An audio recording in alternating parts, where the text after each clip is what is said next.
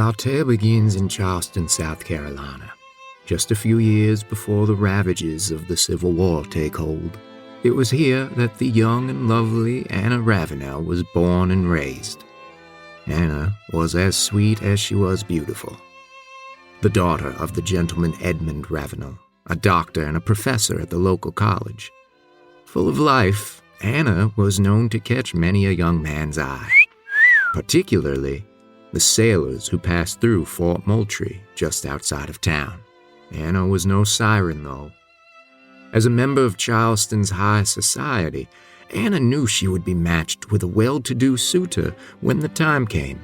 But all that changed when she met Edgar. Edgar A. Perry was just 18 years old when he arrived at Fort Moultrie to begin his training as a sailor. When the two young lovers' eyes met, they were instantly smitten. Anna was smart and cultured, and Edgar was earnest and kind, and the pair quickly began talking of marriage. But to their deep dismay, Anna's father, Edmund, roundly forbade the match. His child was bright and educated with a promising future. What kind of life could a lowly sailor ever hope to provide? Their silly dalliance would need to end, but not even a father's disapproval could keep the two apart. The pair began to meet in secret on the benches of Charleston's Unitarian Church, pledging their undying loyalty. These clandestine meetings became the stuff of legend, whispered in hushed tones around town. It didn't take long for the whispers to reach a furious Edmund, who promptly locked Anna in her bedroom to make any future meetings with Edgar impossible. The poor boy was heartbroken and powerless, and eventually he was transferred to Virginia, doomed never to see his beloved Anna again. Devastated and alone, Anna remained locked away for weeks until illness struck. Some say it was yellow fever, others say it was heartbreak. But whatever the affliction, Anna survived but a few more days before succumbing to her symptoms. By the time word of her illness reached Edgar, Anna was already gone. Even after her death, the ever-spiteful Edmund vowed never to let the sailor near Anna's grave. He purchased not one, but 6 plots at the Unitarian Church graveyard, where he buried Anna in an unmarked grave and had the 5 remaining plots dug and filled in, just to conceal her true resting place. It's said that, to this day, Anna herself can be seen roaming the graveyard at night, an ethereal specter in white, searching for her long-lost love.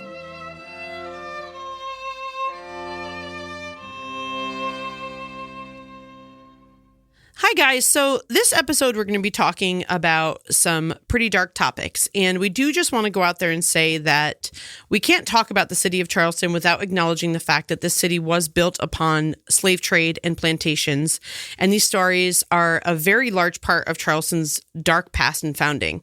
These stories deserve a lot more time and detail and attention than we're able to do in an hour episode where we're talking about things that are a little bit lighter in nature. So we do want to give these stories the time that they deserve. So we will be giving you guys a bonus episode to discover and dive into the darker parts of Charleston's past, and keep your eye out for that. But without further ado, this is our next episode. Hey guys, welcome back. Hi. We're back. We're back. So this episode, another Lady in White story. Yeah. Another one. Excellent. I feel like there's Lady in Whites everywhere.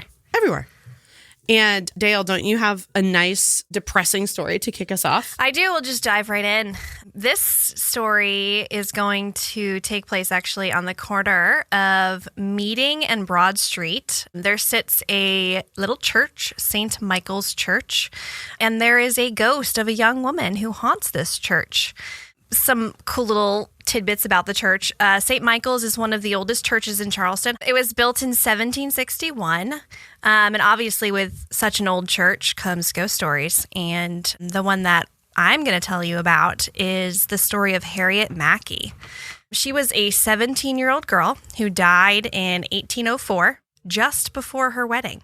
Oh. So the story goes, close. I know, she was there, and it just didn't happen. So pretty much the morning starts out, Harriet is perfectly happy and healthy. She's getting ready for her wedding day. Her gown and headdress were exquisite, and she was super excited to get married. She loved the man. She was ready. And then suddenly, she became extremely ill and died a few hours before her wedding. I'm sorry. I did not mean to laugh, but like you literally buried the lead there. Like I didn't know that's where I was like, whoa. I mean, like, and it's plot twist. Yeah, and I think it happened so suddenly that exactly your reaction was probably the reaction of anyone that was involved in this wedding. Like, Yeah, was she like poisoned or something?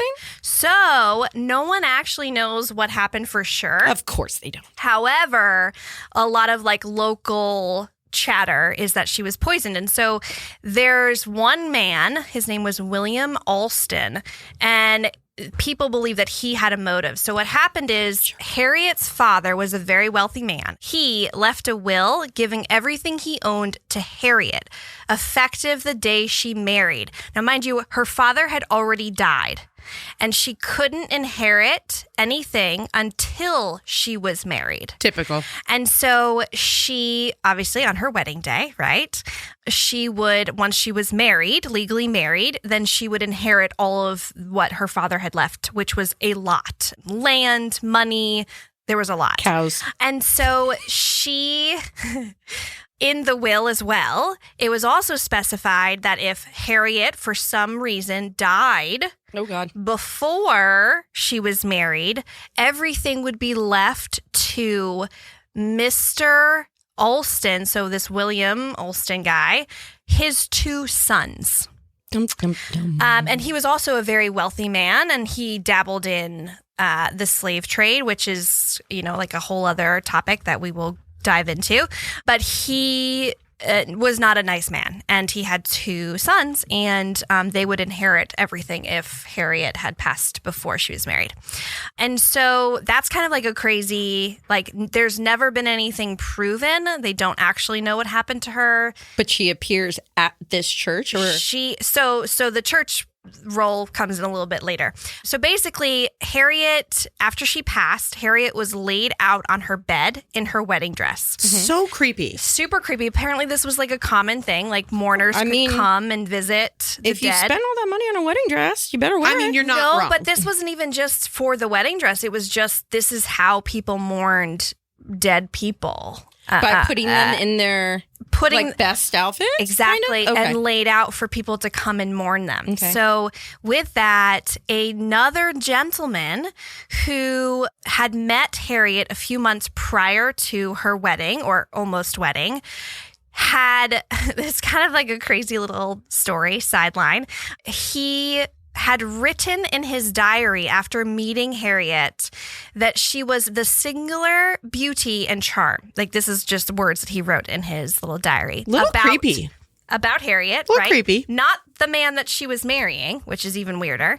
She had admirers, totally fine. Right. So then when he came to mourn her, he was disgusted by the fact that this like beautiful woman that he had met just a few months earlier was now decomposing, I would assume, because it's the South and it's probably very hot. This is in her house, and that sounds very super pleasant. What's the word? So while he was there, Gross.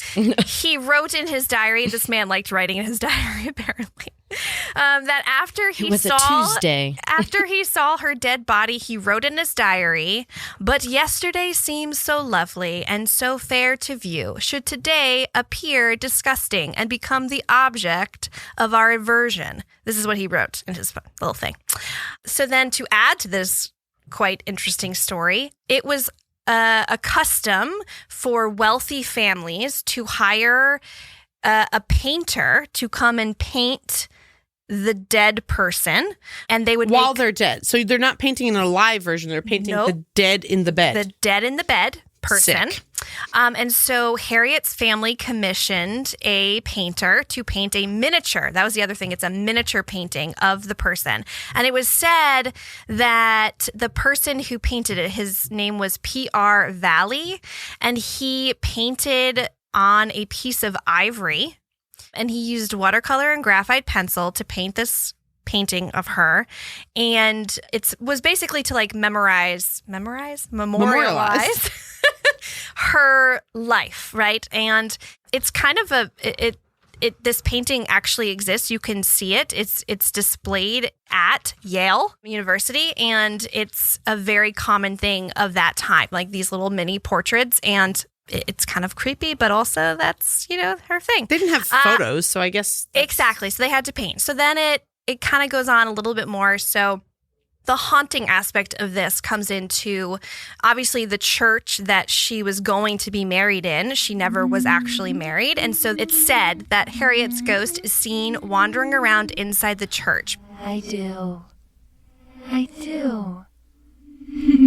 People believe it's because she still hasn't realized that she's dead, and she hopes the wedding will go on.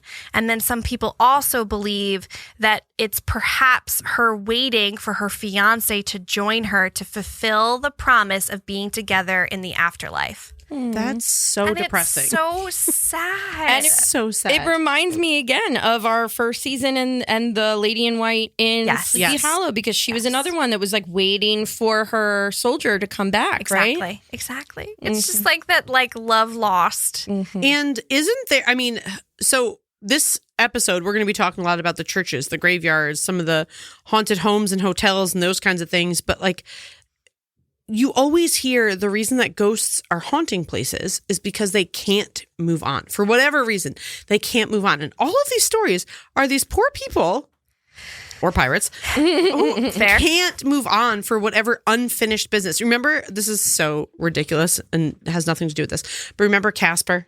Yeah. The movie Casper? Yeah. And how the dad talks about he's got the ghosts have unfinished business. And as a kid, that's what I was always thought. Like if I thought there was a ghost, it's like they have unfinished business. Yeah. Talk about unfinished business. Are You Afraid of the Dark taught me that too. I was like, you gotta give the boy his sweater. He's never gonna cross over.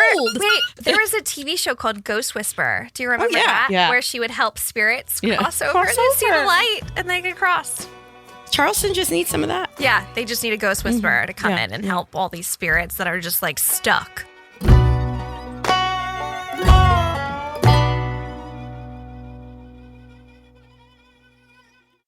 When you need mealtime inspiration, it's worth shopping Kroger, where you'll find over 30,000 mouth-watering choices that excite your inner foodie. And no matter what tasty choice you make, you'll enjoy our everyday low prices, plus extra ways to save, like digital coupons worth over $600 each week. You can also save up to $1 off per gallon at the pump with fuel points. More savings and more inspiring flavors make shopping Kroger worth it every time. Kroger, fresh for everyone. Fuel restrictions apply.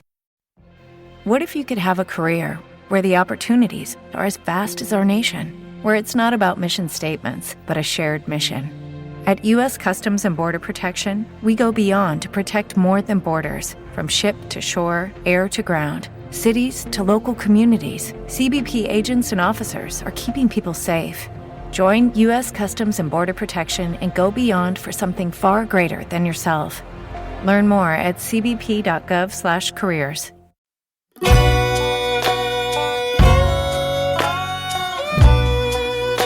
And that's like one of a like, guys, there are so many cemeteries and churches. Yeah. And Deena, if you want to tell us more about why there are so many cemeteries and churches, or more like what that has to do with the city and what it's known for. Yeah, Charleston. So that's kind of the backstory that I'm still really digging into, because when Charleston was originally founded, and you had said it in the first episode, it was Charlestown, right? Which I also was like, that's clever. I like that. Good old Prince Charlie, right? And they actually originally settled by Cape Fear, which I've brought up to these guys like 17 times, because I'm just like, did nobody think that was a warning of like not putting something next to this cape, If we've learned anything, people don't listen to warnings. But ironically, they did wind up moving the province like over and closer to the water, so that way they could have this harbor and with the ports and things and whatnot.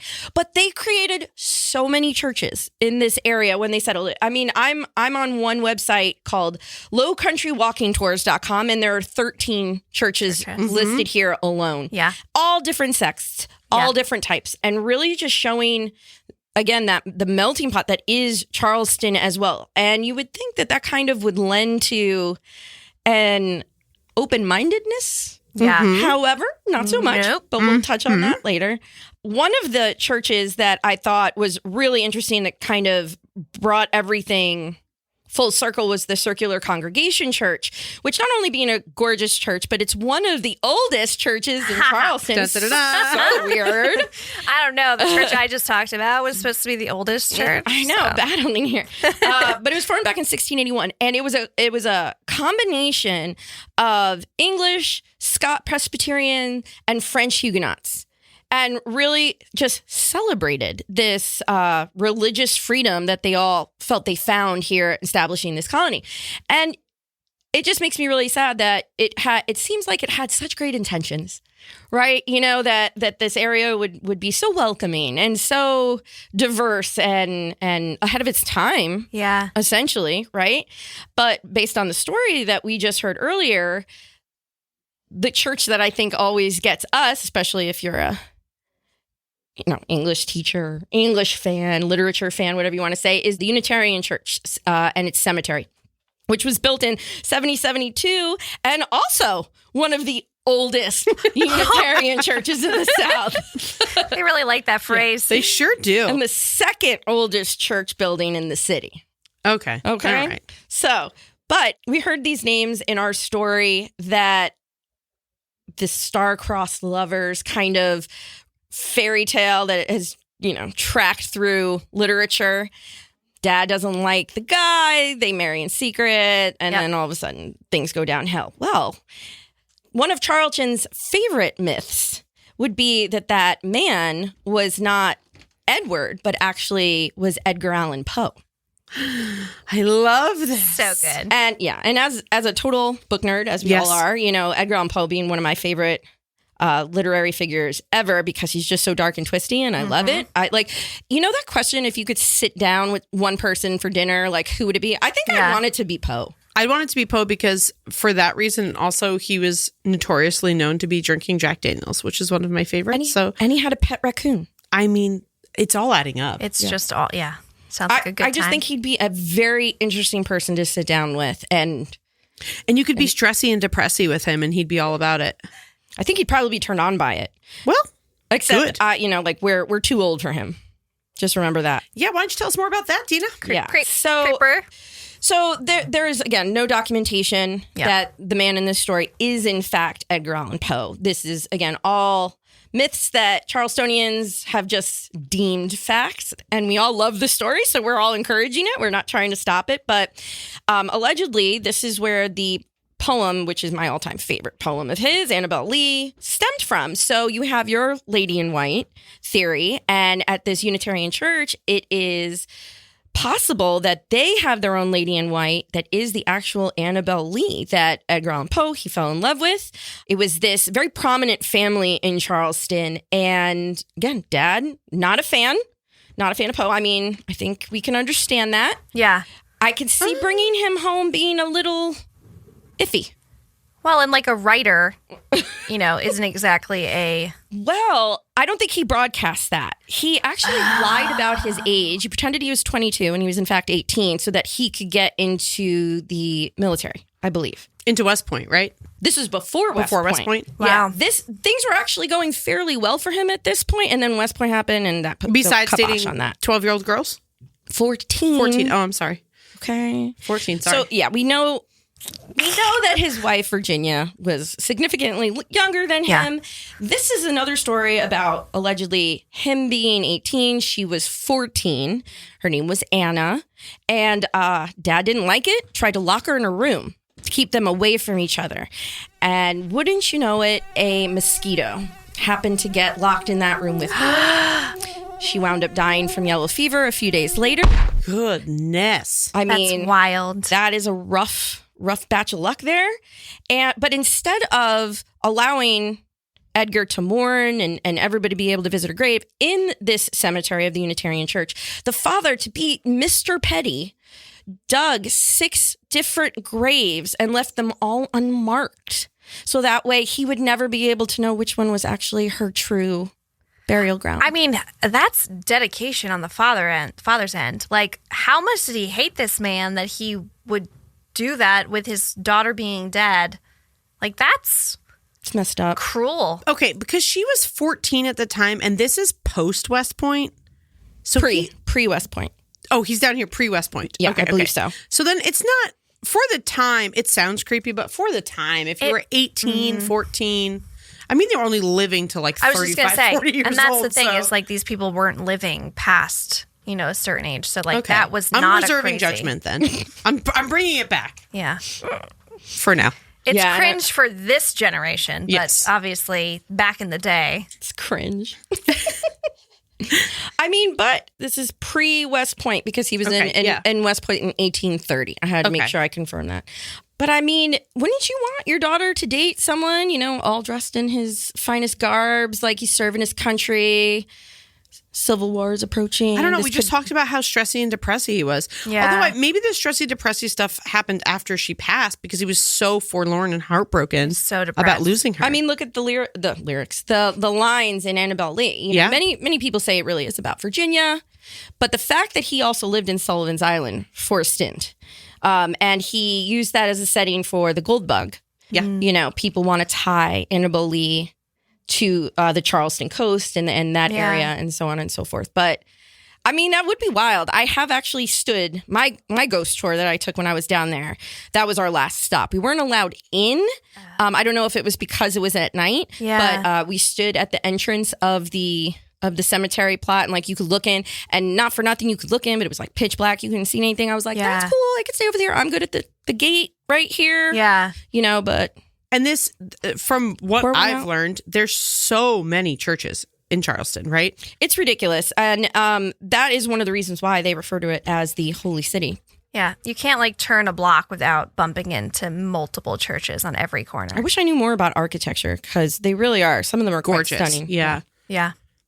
I mean, I feel like you're always going to have a haunting story in a cemetery, right? Yeah. Yeah, because it's dead bodies buried below. We even have the St. Philip's graveyard, which again on many of those ghost tours they'll take you through that area because there's supposedly an apparition said to haunt pregnant women and women who have had miscarriages who pass by.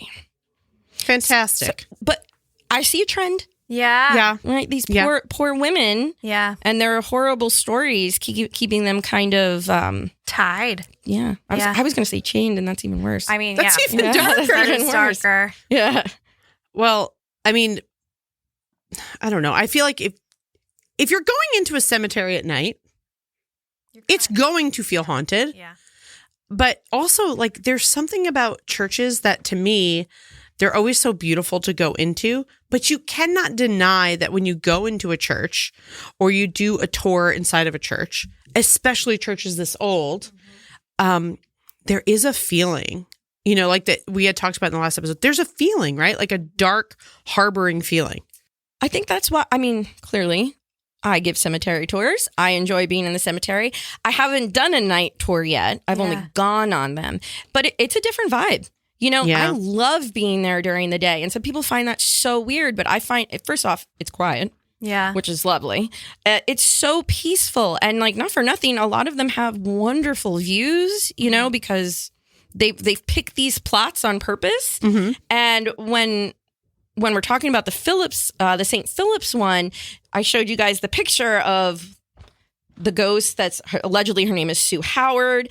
And it's someone who took this picture that says this is the ghost, like over the grave, the tombstone. We have to put that up because it's like you always see these pictures and people are going to debunk all these pictures. Yes. That one's wild. It is. Yeah.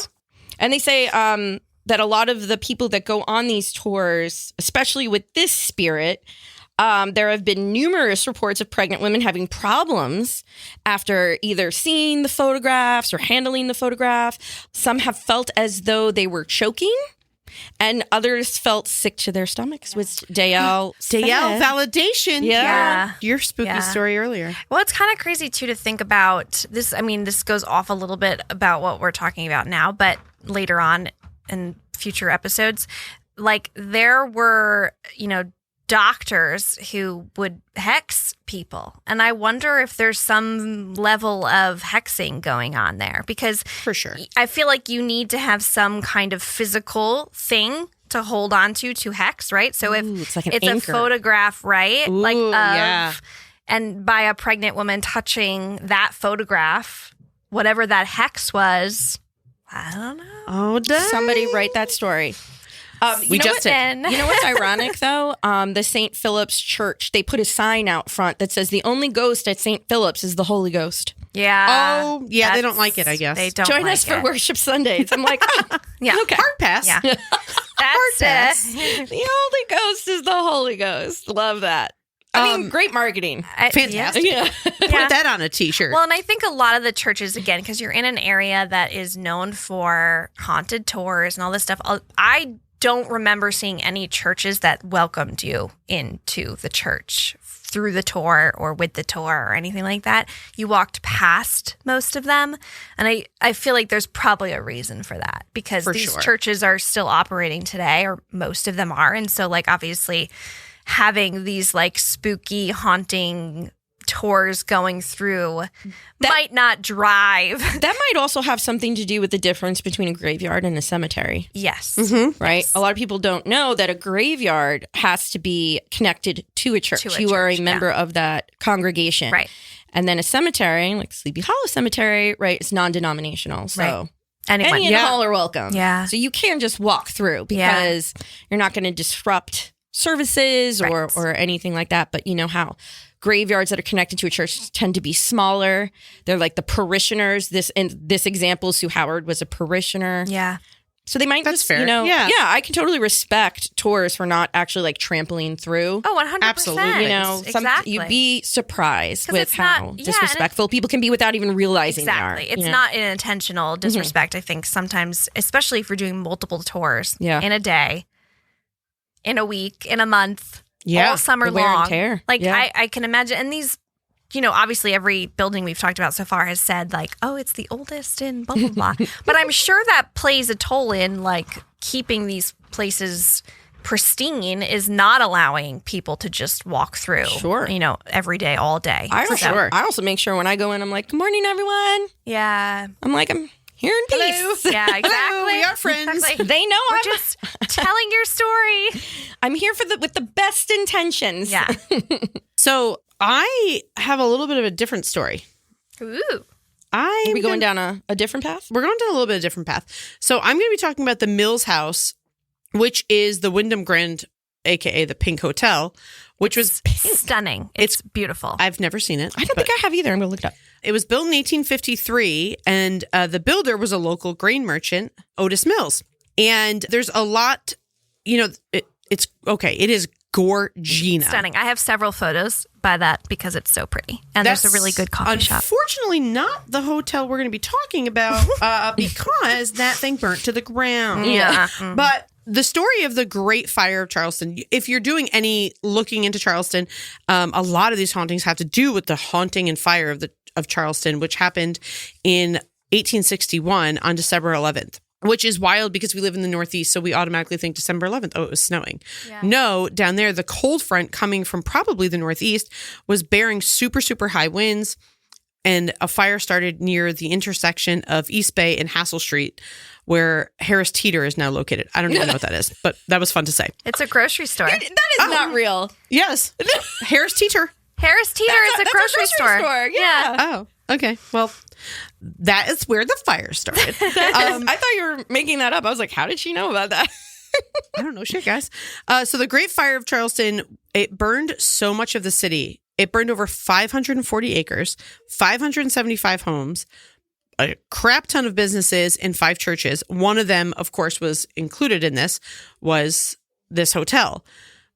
the kind of claim to fame is General Robert E. Lee was staying at Mills House Hotel with some of his soldiers and staff because he was looking into the port and trying to see the harbor and how the defenses would work in war. So he checked in, and while he was there, the fire erupted, and he and some of the soldiers went to the rooftop to see how far the fire was coming from and where was it coming from, which is like kind of pretty lucky for all the people there because you've got like a decorated general. Holy shit, Santa Claus shit. She just showed us how far the fire went. Like basically half the city is gone. It almost reminds me of a scene from Gone with the Wind. Even though I know that was Georgia, but like remember the fire? Oh yeah. And I wonder if no, because it was written like way before. No, it was written after. I don't know. I'm gonna have to look into that. That's for the next. Yeah, fires were, I think, just like a big thing because there's so many buildings made out of them out. Wait. Yeah.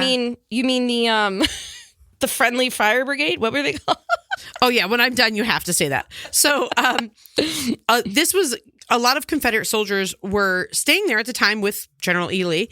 He saw this happening, and he also saw in the hotel were a lot of women and young children. So he worked helping get these women and young children out, like trying to get them out and away from the fire because they went up to the roof to see where the fire was coming from.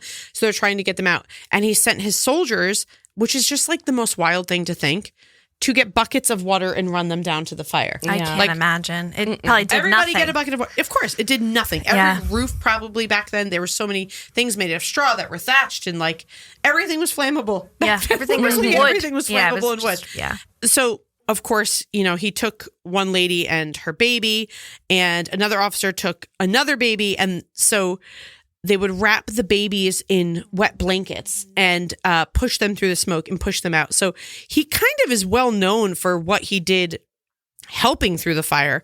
And I mean, it was 150 years ago, so that was not a great time. But this is kind of considered more current to the stories we're talking about because this was 1861. Mm-hmm. One of my favorite haunting stories is a lot of the staff says that they see soldiers, like Confederate soldiers in uniform with buckets of water running. They hear running on the floors. Yeah. Even since they've rebuilt it, because obviously we had to rebuild it. Yeah. But they see soldiers in uniform with buckets of water yelling for water, water, water. More water, more water, more water.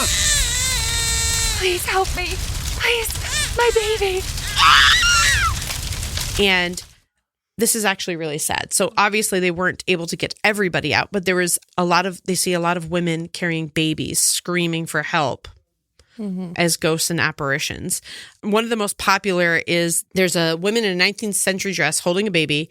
She's in a window and people walk by and they see this woman holding the baby screaming for help and yelling, there's a fire, water, water. And then the other, of course, is they see this one like makes me laugh. Like Robert E. Lee did not die here. Okay. He went on to do many things. But everyone says they see the ghost of Robert E. Lee running up and down. No, you don't. Yeah. If you're seeing a ghost, I can totally get there's some, because what happens in these fires is people die of smoke inhalation. Yeah. Right? So a lot of soldiers that were in there died of smoke inhalation because they were too busy saving people. And I mean, this was obviously, more fun to see Robert E. Lee. It's funny, the story that you just said of the woman in the baby in the window. They do that on at least the tour that we did. As you're going around the corner of the mill house, they point up to a window and say like that's the window that is said to. Like if you see her, that's the window she'll be. And people have mentioned like there's a set of stairs that go up to like that floor or whatever. People will go up the stairs to find the woman because they'll see the woman on the outside, go up the stairs and no one's in the room. They come back down the stairs, back out around to the side of the building, and she's in the window again. And so like I love that. Just hearing that, I was like, oh my gosh, they did that. This was like a very popular place for presidents to stay because President Theodore Roosevelt, he stayed there in 1902. Yeah. And this hotel, even after the fire, it was demolished and then re-replicated in 1968. So even though it looks gorgeous now, it is based on what it looked like then. Don't you think it has such a New Orleans vibe to it as well? Absolutely. Yeah. I think it has that like French Quarter kind of, and I don't know the architectural terminology for how they design these buildings. But when I saw that picture the first time, I was like, that reminds me of the French Quarter. Yeah. Well, one of the reasons so it could they be think those Huguenots. those damn Huguenots. One of the reasons they think the Confederate soldiers are so lost is the hotel was 5 stories. They lost? But they also lost. But the hotel was 5 stories high, and they added a They 6th couldn't and 7th. count. Well, that too. They added a 6th and 7th floor, and so if they're on the 6th and 7th floor, they just don't know where they are. I mean, There's a lot of stuff they've like got that. Stairs. You know They've what? been on stairs before.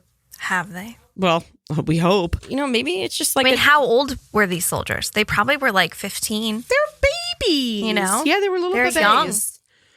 And I mean, here's the thing. This fire, it burned so much of the city. yeah. Yeah. If you look at pictures in 1865, there's a really famous picture of what the city looked like after the fire, and it is like decimated, burned to the ground. Yeah. Nothing. Yeah. Like what you see in these, what we would now associate with these wildfires that we're seeing in California, just rips through the town very quickly because of the winds. And you're not going to not have hauntings when a whole city, not everybody could get out. I mean, it's also a port town. Where are they going to go? Exactly. I was going to say, a lot of the tour that I went on, a lot of the stories were based around the fires. Really? And how like buildings were just completely destroyed and everyone inside died. And like now all of these hauntings happen because they've been since rebuilt. This was not the first fire. Right? Mm-hmm. And you have these ghosts that are haunting these areas because they were obviously in these houses and buildings and businesses that burnt down. And now they're just there.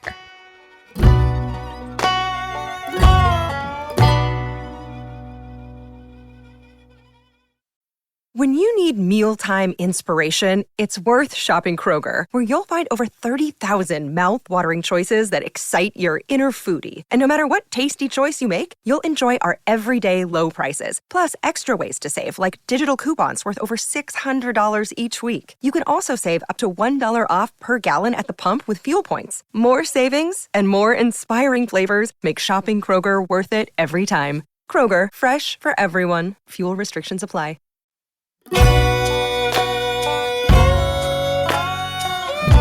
And similar to New Orleans, too, it's just they were in such a horrible area in terms of natural disasters. Yeah. Right. Hurricanes, tornadoes, you have earthquakes. Yeah. And fire without being able to Escape. Yeah. Yeah. You're on the water. They had no way of putting them out quick enough. You But know? they did have the fire insurance company. Please tell us about this. This is wanna fantastic. It did go bankrupt. I can't imagine why. It was a Wonder stat. why. It was a stat. This is the fun fact. Okay, 1735, fire insurance company opens under the name the Friendly Society for the Mutual Insuring of Houses Against Fire. Well, I'm so Love glad the it. houses have banded together. Yes. And guess what? Didn't work because It went bankrupt in 5 years. Yeah, Okay, that's yeah, correct. because 1861. Yeah. It did not happen. It was not there for them. But, you know, they tried. And I just really enjoy that name. That's the fantastic. Friendly Society. I feel like the name was the focus. They're like, there will be no business conducted here, but we are getting shirts. Who wants a pen? And a sign. They probably had a real nice Hand-painted sign. Yeah. That is hysterical. That's an incredible thing. There was the other inn we were talking about, too. Yes. I mean, so it's just kind of making me think that I was only in Charleston for a long weekend. I went, my birthday's Labor Day, so we went till that Monday, and there was actually a hurricane. We wound up having to leave the Monday, which we were leaving anyway, so it was fine. But it's really making me realize like how much there that I didn't see. Yeah. I thought I really did. You know, like there are a million ghost tours down there, my gosh. or historic tours, or whatever you want to do, but they really cover a lot. They do. I felt like I did a ghost tour. Yeah. I didn't do one that was historically based. I was pleasantly surprised by the Poe connection at the end. I did not see that coming. Yeah. But this Battery Carriage House Inn, which is another one that looks very similar to your Mills House? To the Mills House, yeah, that like pinkish color, which I'm starting to think like Bermuda stone. It's the Bermuda stone. What is the pink? Okay. So The Bermuda it's- stone. Yeah, and it's like a stone that was brought from like the West Indies, and they brought it over. So it's and not they paint. Correction. The buildings now have been refinished. Okay. So like the Bermuda stone is underneath what has been put on the houses. So like the houses that you see now, the buildings, all of them that are pink, that's pink stucco, like stuccoed and then painted. Yeah. But the actual original buildings had pink hue because of this stone. I love that. Which is kind of like, that's incredible. Adorable. I want it. Yeah. So that's like Barbie's Dreamtown. It's, yeah. Barbie Land. It's very So true. dark, though. It's just I don't think this is real Barbie. Well, But the houses are. Like, I think that's what's so crazy is when you go to this area, right? You go into the town and you start walking around, and these houses are so pretty and like perfectly manicured pink houses, purple houses, blue houses, yellow, you name it. They're all different. And they're stunning. Like, absolutely stunning. And so, Oh, yeah. like, Good Lord. there's a lot of pride, I think, within Without a this. doubt. And like, obviously, there's a lot of money as well. Like, there's full on blocks that are just all designer stores. Yeah. And like, clearly there's a lot of money being Tossed around. put in Yes. these houses. And like the houses that were super run down and like falling apart and decrepit have been purchased and now are stunning. Like kind of with the pink house, that house went through a lot of owners and then a wealthy family purchased it. And now it's a private residence. Like you can't go anymore to, the inside or whatever. and I think that's also how these legends kind of, I don't want to say spiral out of control, but become so mainstream, right? Because, we've said multiple times, like there's no documentation of any of this. Even newspapers weren't around to report on a lot of the things that happened in Charleston. I don't remember off the top of my head when the first one was established, but I remember reading that they were like, a lot of this stuff is just, oral tradition passed down, right? And we all know, like you said, how the game of telephone can work. Yeah. So then we get to the point that they want that tourism business. They want to like thrive when, have their economy boom, things like that.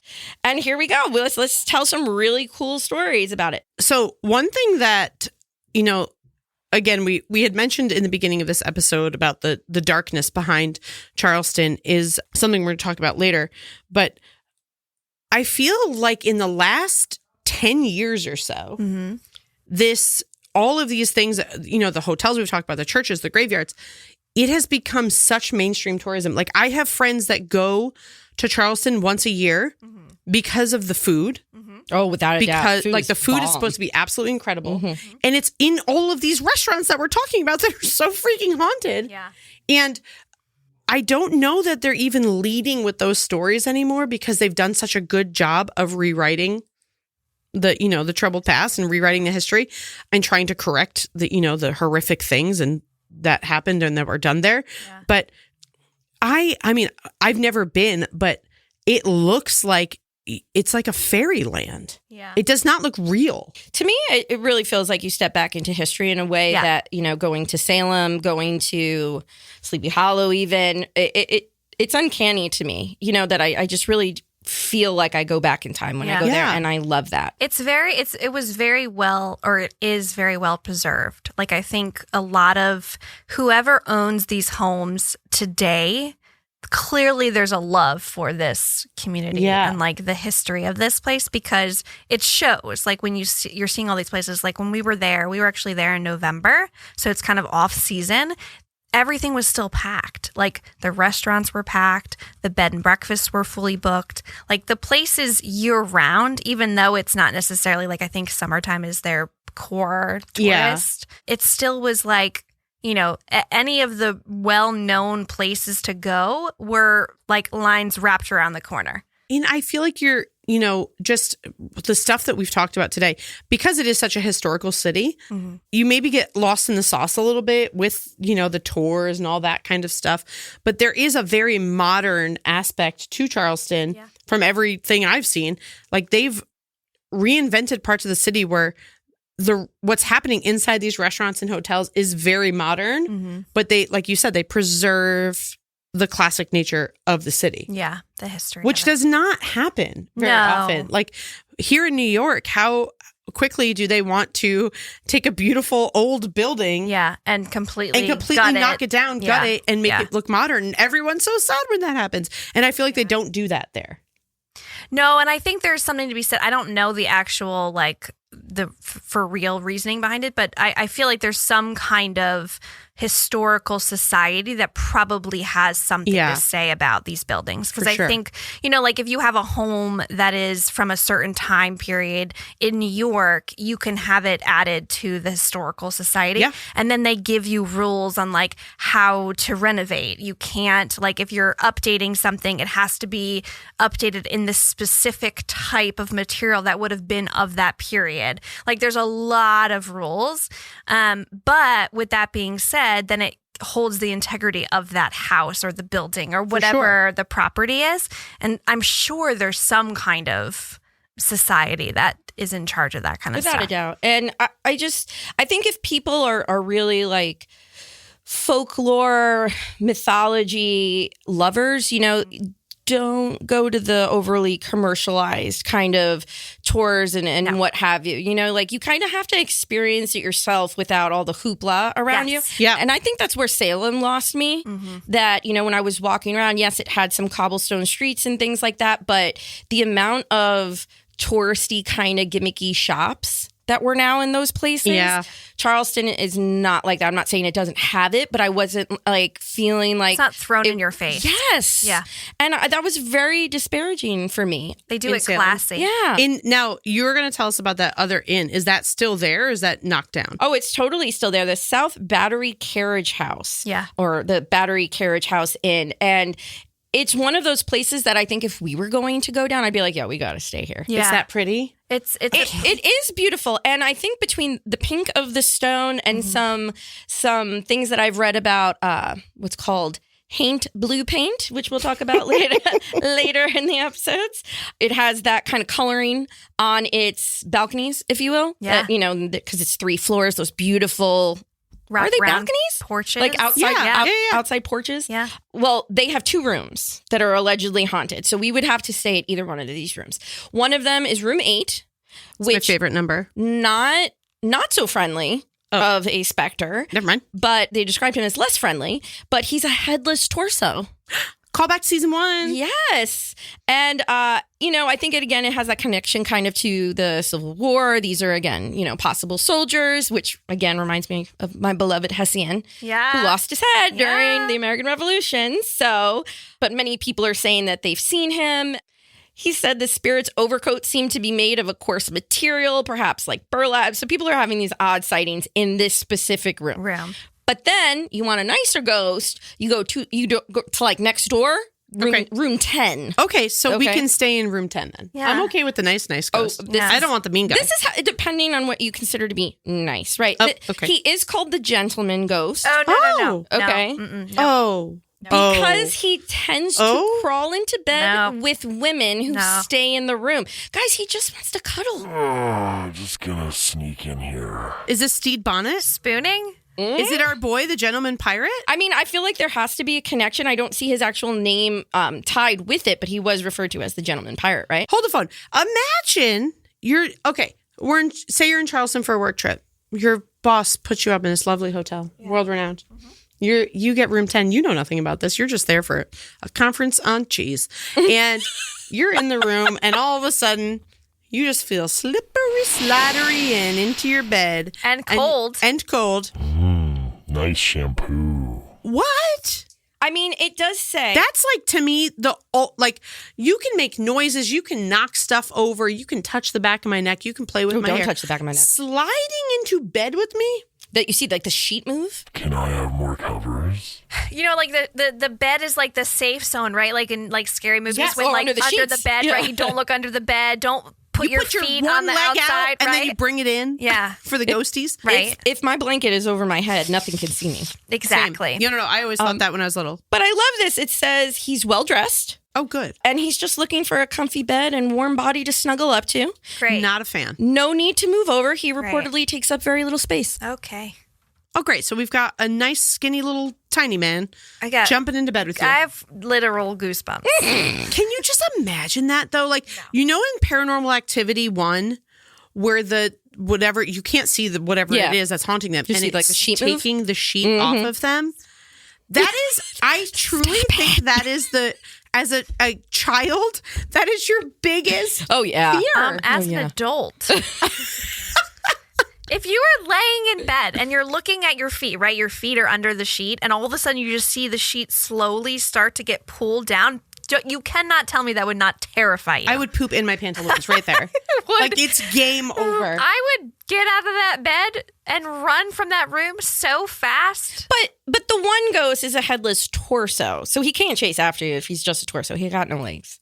I mean, okay, and it said that he was I see what you're saying. He was the Civil War soldier that was an unfortunate victim of a mutinous incident. But our gentleman, he could have possibly been the spirit of a sensitive but suicidal college student who leaped to his death from the inn's roof. I don't feel bad for him. Why are you getting into bed with me?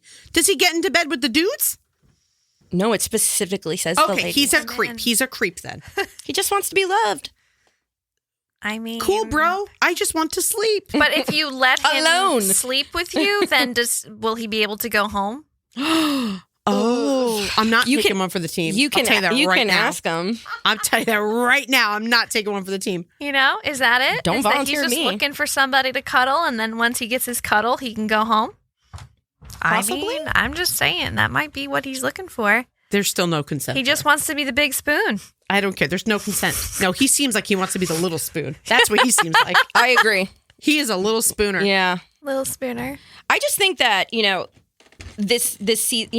being that we did Sleepy Hollow first, that is such a small town. Yes. Some of the things that we talked about, you really could hit that all in a day or two. Yeah. With Charleston, you need a lot more time. You need a lot of time. You need a lot more time. I think even if we did this for like a week straight, we still would have, because there's so many versions of things too. Yeah. Because you've got like just so many variations, and like through the years things have been changed or slightly, so like you're like, wait, is that the same story? No, that's a different story. And we've really had to do that, even just piecing together our own research to be Yeah. like, are you talking about the same thing I'm talking about? Exactly. And there's like moments too when we've been talking about it. I'm like, okay, I'm going to talk about this. And you're like, wait, I think that's the same I think that's the story. same one. Yeah, they all And kind of tie together. That's going to keep happening, right? Like, I just feel like they're going to run out of stories, but that is not the case for our next week episode. I am going to bury the lead on this one. I know we like to give you a little bit of a teaser, but next week we're going to talk about the famous jails and dungeons, but our main story is so good.